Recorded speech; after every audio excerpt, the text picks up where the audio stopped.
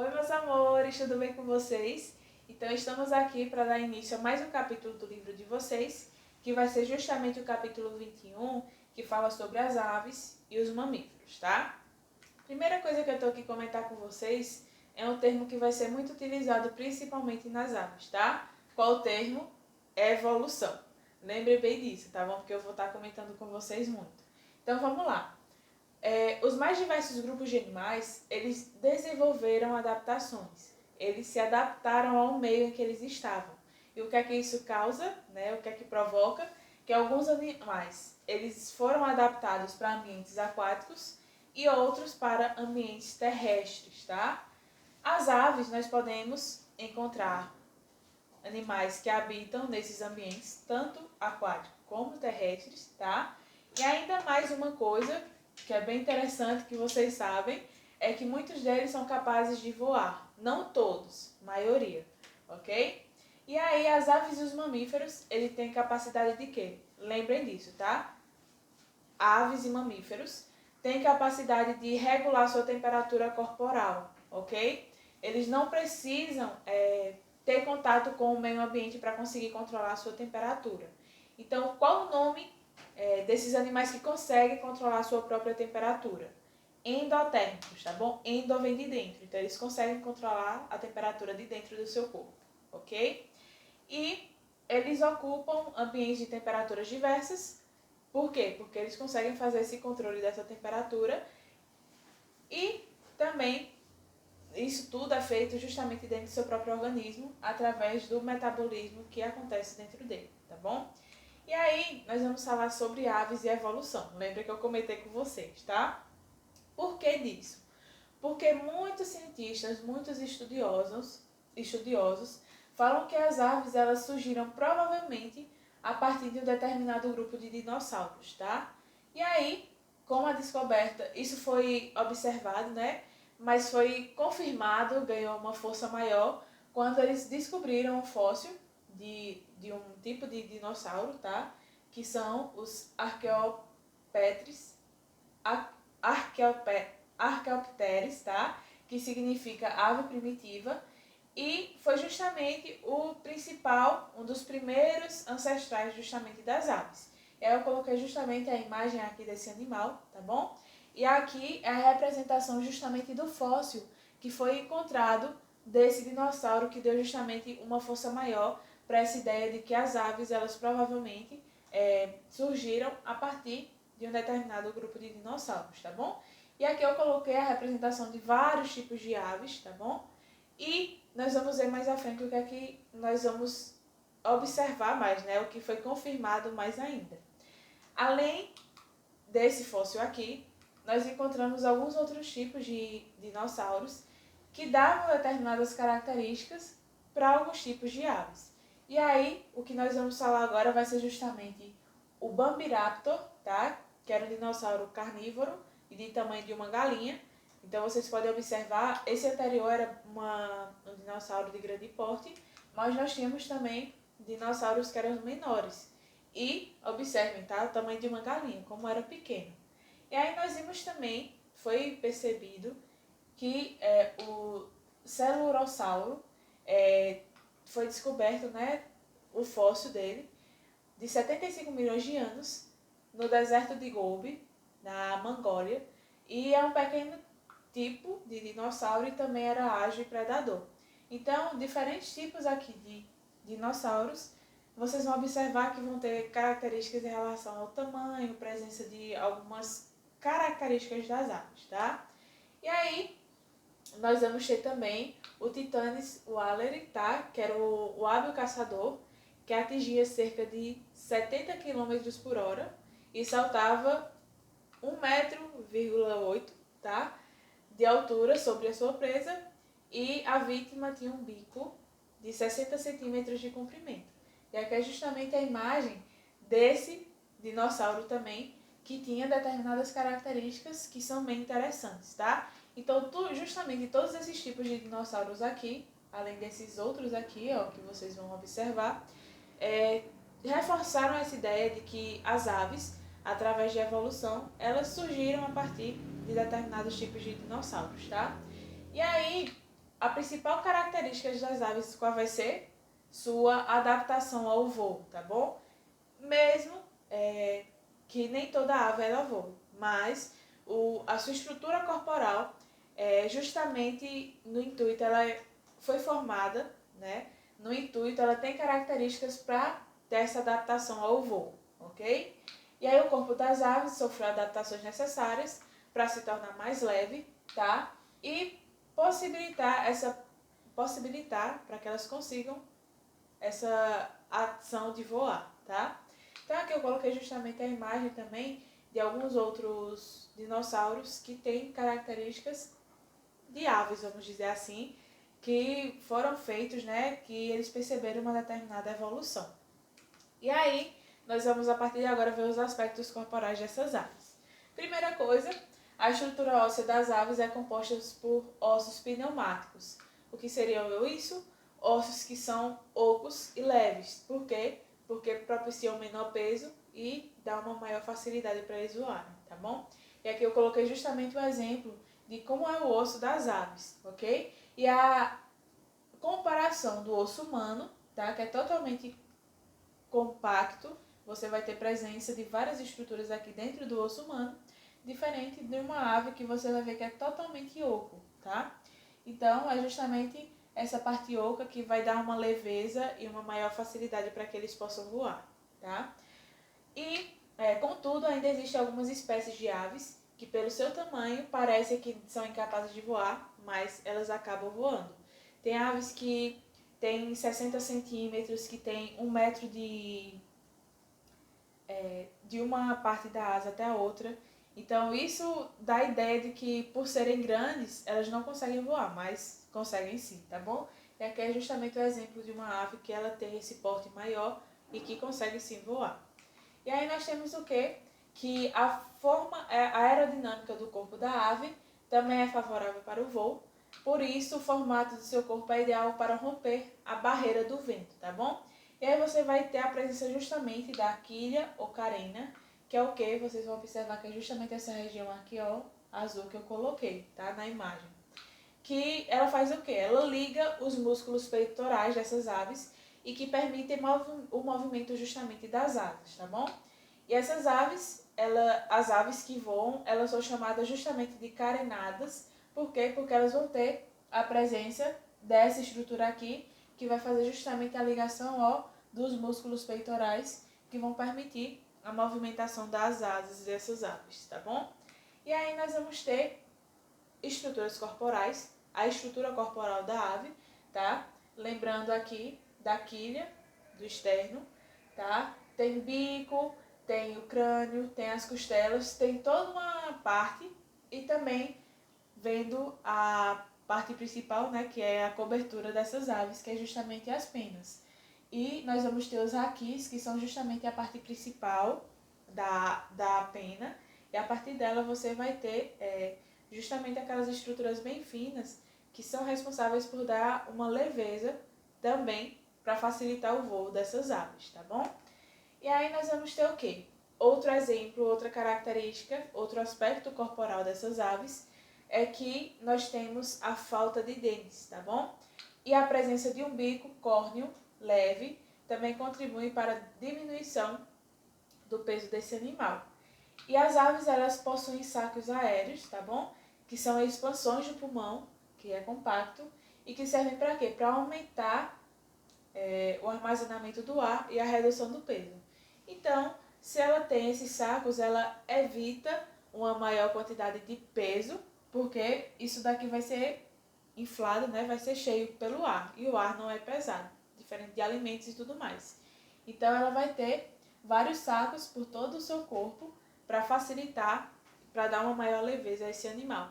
Tudo isso vocês vão ver que é justamente no intuito de esse animal conseguir voar, ter uma maior facilidade para voar, tá? E aí nós vamos ter o quê? Que os bicos das aves, ele é formado por duas mandíbulas, tá? A superior e a inferior. E o formato do bico, ele vai variar dependendo da função, tá? Do que é que esse animal ele vai se alimentar. Então, dependendo do que ele se alimente, ele vai ter um formato de bico diferente. Vocês vão observar a imagem no próximo slide, tá bom? aí é interessante falar que as aves de rapina, elas vão ter um bico diferenciado porque elas vão ser o quê? Aquelas aves que precisam de uma maior violência, né? Vão ser aves carnívoras, que elas têm que ter um bico que facilite essa facilidade e que eles consigam seu alimento de uma maneira rápida e também violenta, tá bom? E aí eu coloquei justamente imagens de aves, de formatos, né, diferentes de bicos, para que vocês vejam aqui como são diferentes, tá? Isso tudo dependendo do alimento que eles consomem. Tem animais que se alimentam de sementes, tem animais que se alimentam de peixes. Então, dependendo do que eles se alimentam, eles vão ter formatos diferentes para conseguir se alimentar, tá bom? Tem animais como o beija-flor que ele se alimenta do néctar das flores, então o bico dele é curvado um pouquinho para conseguir colocar dentro da flor.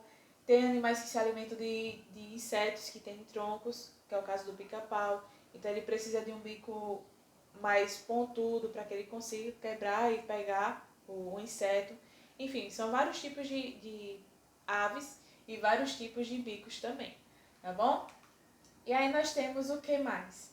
Que a economia de água desses animais, eles conseguem viver em terra firme, tá bom? Porque eles têm essa economia de água dentro do seu organismo. Tem a ausência de bexiga urinária, então o animal, as aves, elas não urinam, vamos dizer assim. Todo tipo de substância inútil que elas não precisam utilizar são expelidas junto com as fezes, tá bom? Então, lembrem, elas não têm bexiga urinária, as aves. E a capacidade de manter a temperatura corporal constante, independente da temperatura ambiente, são os animais endotérmicos, como eu comentei com vocês, tá? Nós temos também a glândula uropigiana, que é o quê? Uma glândula que tem na região caudal, que é responsável por secretar uma estrutura, uma substância oleosa, e essa substância, essa secreção oleosa, ela mantém as penas flexíveis e também permeáveis. Para quê? Para facilitar o voo também, tá? E aí nós vamos ter que o alimento que é ingerido pelas aves passa pela boca, vai para a faringe e daí é armazenado no papo, onde ele é amolecido. Por quê? Porque, como eu comentei com vocês, os animais, essas aves, elas não têm dentes. Então, no papo você vai ter o amolecimento desse alimento e a partir daí é que você vai passar para o proventrículo, tá bom? Para acontecer a primeira digestão e a partir daí ele partir para a moela e passar por todo esse processo de digestão aqui até chegar ao orifício cloacal, que é por onde vai liberar as fezes e todas as substâncias que eles não precisam mais armazenar no seu organismo, tá bom? E aí, nós temos também falando aqui sobre os aspectos corporais, tá? Nós temos o ventrículo direito. Lembrando, essas aves e os mamíferos todos têm 4 cavidades no coração, tá? Nós temos 2 átrios e 2 ventrículos. As aves também, tá? Tem ventrículo esquerdo e ventrículo direito e átrio direito e átrio esquerdo também, tá? E nós vamos ter a circulação menor, que é justamente a circulação que vem do coração até os pulmões, onde você vai ter a troca, né, do gás oxigênio pelo gás carbônico, e também a circulação que é maior, que é a que ele faz por todo o seu organismo, tá bom? Lembrando, as aves e os mamíferos têm 4 cavidades no coração, não esqueçam disso, tá bom? E aí nós vamos ter mais o quê? Que essas aves, elas apresentam um grande número de ordens, tá? São mais de 30, em torno de 30 aproximadamente. E apesar desse número não ser um consenso entre os cientistas. Nós temos essa quantidade, mas muitos acabam discutindo ainda sobre os tipos, sobre a quantidade, tá bom? E aí o maior número de espécies é a dos passeriformes, tá? Com mais de 5.000 exemplares e que são conhecidos como os pássaros. Mas nós também temos os galiformes, que é composto por espécies como galinhas e codornas. Nós temos os anseriformes, que são os patos, e os estrigiformes, que são as corujas. Então, esses daqui são exemplos, né, de classes, de ordens que nós temos aí das aves, ok? E aí nós temos os tipos de reprodução dessas aves. Lembrando que as aves, eles são animais ovíparos, tá? Eles geram os ovos para ter o desenvolvimento do embrião, tá bom? E essas aves, elas também têm sexos separados, tá? O desenvolvimento dos embriões são externos, mas a fecundação, ela é interna, ok? E o ovo, ele é uma estrutura que proporciona tanto a proteção para os animais, como também a nutrição dos embriões, lembrando da presença da clara e da gema. E aí eu coloquei aqui justamente a imagem, né, do ovo, que dessa questão de proteção e a nutrição que vocês vão observar que é dentro do ovo, tá? Nós temos aqui a gema e a clara, e vocês vão observar que nós vamos ter aqui, ó, o desenvolvimento desse embrião, ok? Que vai ter justamente a sua nutrição através da clara e da gema, para ele conseguir eclodir e gerar aí uma árvorezinha, ou uma árvore não, uma avezinha pequena, tá bom? Então, esses animais, quando você tem aí a presença do ovo que você come em casa, se você vai ter somente a presença da clara e da gema, você vai ver que o animal, que o embrião, ele não conseguiu se desenvolver, tá bom? Então, por conta disso, você vai ter somente a presença da clara e da gema, não vai ter a presença aí de uma ave dentro, ok? E aí nós vamos agora para os aspectos ecológicos dessas aves, que fala o seguinte, né? São fundamentais para o equilíbrio ecológico, fazem parte da cadeia alimentar porque mantém esse controle de insetos, porque a maioria, né, na verdade, se alimenta dos insetos, mas também podem ser agentes polinizadores, porque vocês sabem que as flores, né, elas podem ser tocadas por esses animais e a partir daí eles acabam liberando, polinizando vários outros locais, tá bom? Podendo ajudar a várias espécies de plantas. E aí, o Brasil, ele abriga uma rica diversidade de aves, em torno de 1.800 espécies, mas o que vocês devem saber, que vocês sabem com certeza, é que o desmatamento e o tráfego ilegal acabam ameaçando essas aves, essa população, tá? Então, o que é importante ser feito, que já vem sendo feito na verdade, é justamente a criação de unidades de conservação, né? E fiscalização cuidadosa, além da educação sobre a importância da riqueza dessas várias espécies de aves, tá bom? E aí, o que é que nós vamos falar agora? Vamos falar sobre os mamíferos, tá? Mamíferos abrigam uma diversidade de espécies que ocupam os mais distintos habitats, tá? Apesar de serem, em sua maioria, terrestres, eles podem ser mamíferos que estão adaptados ao nado, como também ao voo, tá? E aí eles também são endotérmicos, lembrando, eles conseguem regular a sua temperatura corporal dentro do seu organismo e o seu corpo, ele é recoberto por pelos. Na maioria dos mamíferos, tá? Não são todos. E aí, nós vamos ter os aspectos corporais dele. Cada um deles, os mamíferos, na verdade, eles têm que possuir algumas dessas características. Não precisam possuir todas, tá? Mas algumas eles têm que possuir. E quais são essas características, né? Tem que ter glândulas mamárias, porque para oferecer o leite, que é justamente a fonte de alimento dos mamíferos, inicialmente, né?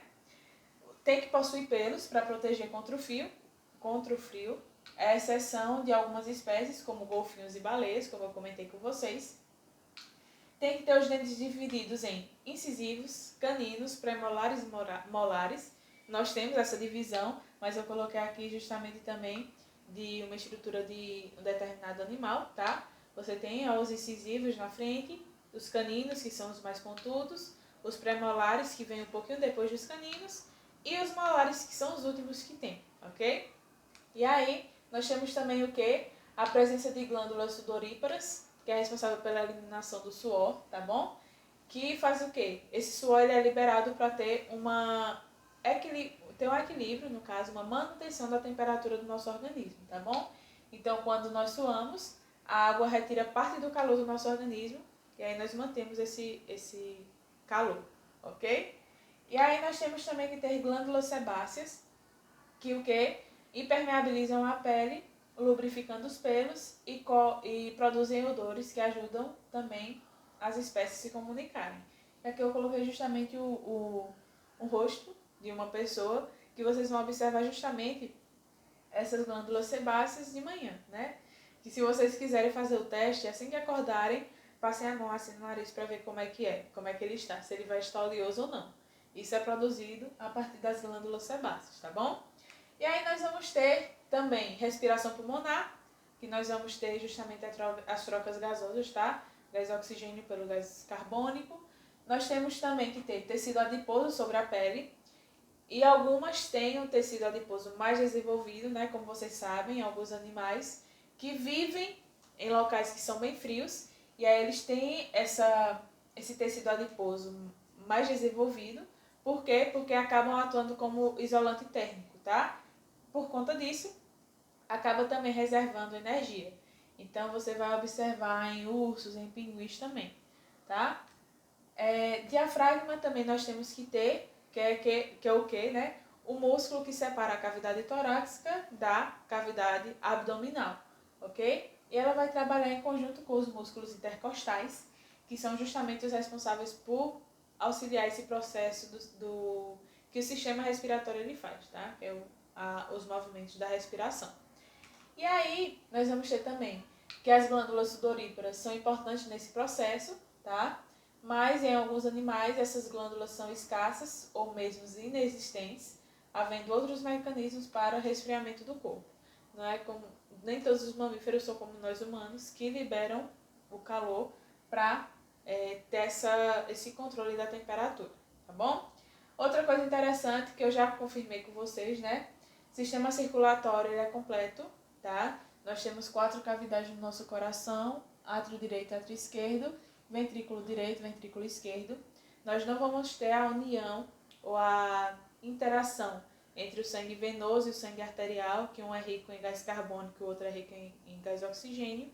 E nós vamos ter também uma circulação que é menor, que é a circulação entre o coração e os nossos pulmões, para ver essa troca dos gases, tá? E uma circulação maior, que é a circulação sistemática, que nós vamos ter o sangue passando por todos os nossos órgãos, por todos os nossos tecidos, por todas as nossas células, ok? E aí nós vamos ter aqui a parte da nutrição dos mamíferos. Nós vamos ter animais que são carnívoros, animais que são herbívoros e animais que são mamíferos que vão ser onívoros.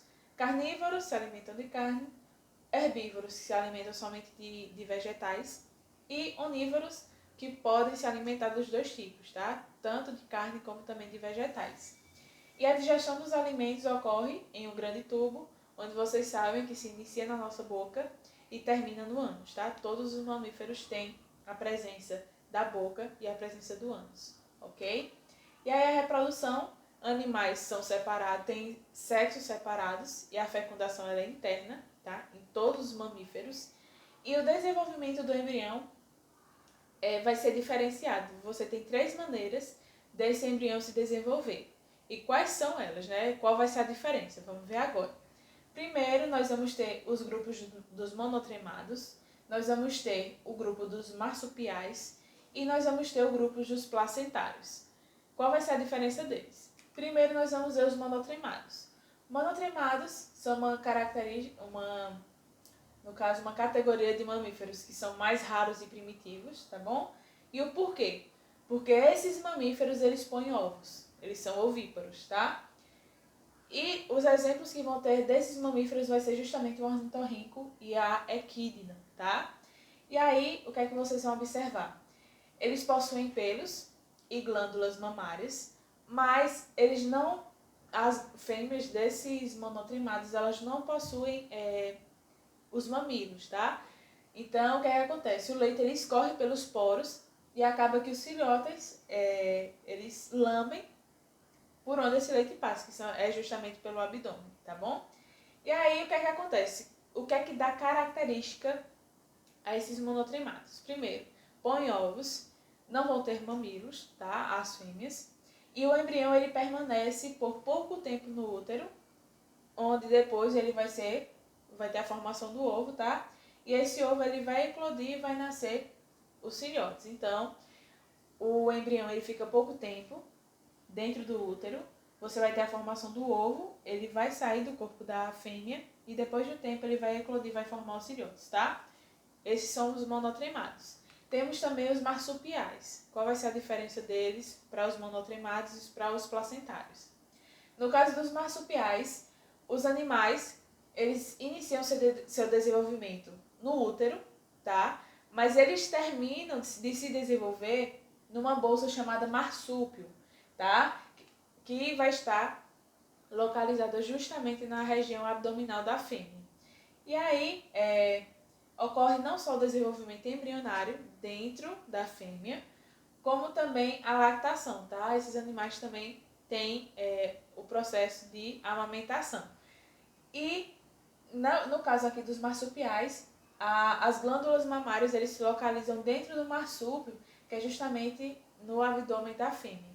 E aí os exemplos que vocês vão ter vai ser justamente o coala, que são mais conhecidos, né? Coala e o canguru, tá? Que vocês observam bem que aqui, ó, essa bolsinha que tem no abdômen aqui da fêmea é justamente o marsúpio, onde o filhote, né, ele vai se desenvolver e depois de um determinado tempo ele vai sair dessa bolsa aí, tá? Então, os marsupiais eles possuem a placenta, tá? Mas não é bem desenvolvida, por isso que os filhotes eles devem se desenvolver em um determinado tempo dentro desse marsúpio, tá bom? E aí outros exemplos dos marsupiais, além do coala e do canguru, nós temos os lobos da Tasmânia, os gambás e as cuicas também, são animais que têm a presença desse marsúpio na região abdominal, tá bom? E por último nós temos os eutérios, tá? Que também são chamados de placentários. Como vocês podem observar, são justamente aqueles animais que vão se desenvolver, que vão ter a presença de uma placenta bem desenvolvida, que é justamente o que acontece com nós humanos. Mas também nós temos aí, ó, girafas, morcegos, tá bom? São exemplos de animais que têm esse desenvolvimento do embrião dentro do útero, tá? Dentro da fêmea, através de uma placenta que é bem desenvolvida, que permite o quê? Que eles nasçam bem desenvolvidos e que tenham uma nutrição dentro do útero mesmo, tá? Então ele consegue se desenvolver bem dentro do útero da fêmea através da placenta, ok? E aí é interessante falar que esses placentários, eles formam um grande número e uma grande variedade de espécies também. É justamente o que vocês vão observar aqui, ó, nessa tabela, tá? Nós temos várias ordens diferentes e características também que vão diferenciar esses animais. Então nós temos a ordem dos roedores, dos carnívoros, dos primatas, dos cetáceos e dos quirópteros, tá? E aí nós temos roedores castor, capivara e preá, carnívoros lobo, urso, leão e raposa, primatas gorila, homem e chimpanzé, cetáceos, baleia e golfinho e os quirópteros, os morcegos. E aí quais vão ser as características, né? Dos roedores, possuem os dentes incisivos desenvolvidos para roer a superfície dos vegetais. Nós temos os carnívoros, os dentes caninos são mais desenvolvidos para conseguir perfurar e rasgar a carne. Os primatas possuem cérebro bem desenvolvido, postura ereta ou semi-ereta e as mãos com o polegar oponível. Nós temos os cetáceos, possuem membros anteriores transformados em nadadeiras, e os quirópteros, animais voadores, que possuem os membros anteriores desenvolvidos em formas de asas, tá? Então aí nós temos as ordens diferenciadas desses seres placentários, que têm o desenvolvimento do embrião, do feto, dentro do útero da fêmea, tá bom? E aí nós vamos falar sobre os aspectos ecológicos dos mamíferos, tá bom? Que é a última parte dessa aula. Então, os mamíferos são importantes para a manutenção da cadeia alimentar e quando uma espécie é eliminada ou reduzida drasticamente, aquela espécie que lhe serve de alimento tende a crescer de forma desordenada e a partir daí gerar um desequilíbrio na cadeia. Então, lembrem sempre, né? Se você tem a ausência de uma determinada espécie, você vai ter o aumento de alguma outra e por conta disso acontecer um desequilíbrio. Então, temos que ter cuidado com esses animais, não só os mamíferos, né, mas com todos os outros, para que sempre se mantenha esse equilíbrio ecológico, tá bom? Para não termos problemas futuramente. Nós já estamos tendo, né, mas que nós tenhamos essa ideia de que temos que tomar cuidado para que esse equilíbrio tenda a se manter, tá bom? Então, a aula de hoje foi isso. Espero que vocês tenham entendido tudo direitinho. E qualquer coisa é só falar comigo, tá? Um beijo e até a próxima aula.